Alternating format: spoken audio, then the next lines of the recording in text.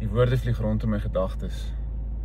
Soos akkoorde wat plek soek in hierdie melodie. Maar my boodskap is nie 'n lied nie, want ek is nie 'n sanger nie. My woorde is nie musiek nie, want ek is nie 'n musikant nie. Die definisie gaan verlore in die storie van dit wat ek wil kommunikeer en dit maak seer.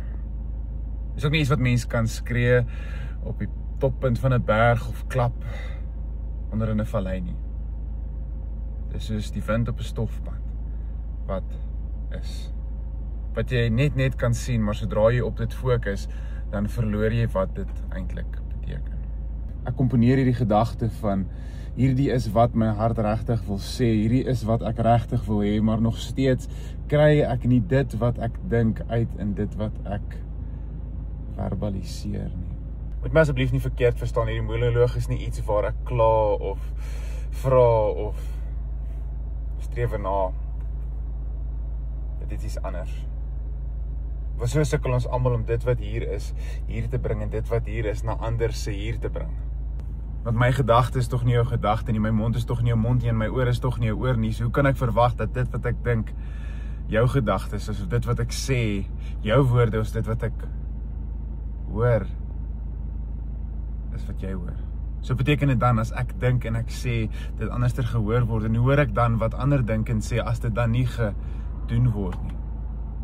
So gaan dieper gedagtes deur dit wat ek waarlik dink ek is.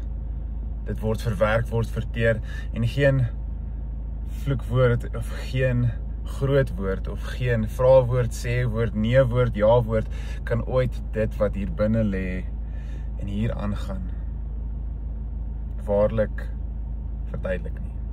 So dan moet 'n ander manier wees van daar is nie genade wat in myself lê nie. Dit kom van iewers van buite af en is slegs deur daardie genade en daardie wete dat ek wat ek wil hê, sê, kan doen, deur kan straal.